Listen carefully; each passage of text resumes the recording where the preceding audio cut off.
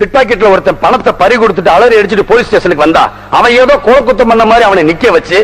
எந்த பஸ்ல எந்த ஏரியாவுல எவ்வளவு பணம் முன் பாக்கெட்டா பின் பாக்கெட்டான்னு கேள்வி மேல கேள்வி கேட்டு அவனை தொலைச்சி எடுத்துட்டு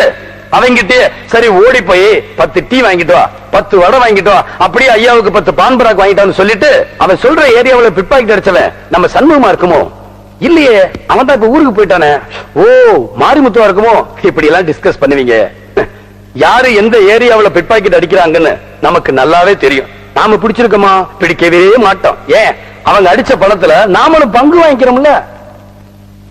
தினமும் டிராபிக்ல ஆபீஸ் போற அவசரத்துல யாராவது மஞ்ச கோட்டை கொஞ்சம் தாண்டினா போதும் ஏதோ நாட்டோட எல்லை கோட்டை தாண்டின மாதிரி ஓரங்கட்டு ஆர்சி புக் இருக்கா லைசன்ஸ் இருக்கா வண்டியில ஹெட்லைட் இருக்கா பெட்ரோல் இருக்கா வீல்ல காத்து இருக்கான்னு தீவிர விசாரணை எதுக்கு ரூல்ஸ காப்பாத்துறதுக்கா கேவலம் அவங்கிட்ட இருக்க 5 பத்தை புடுங்கிறதுக்கு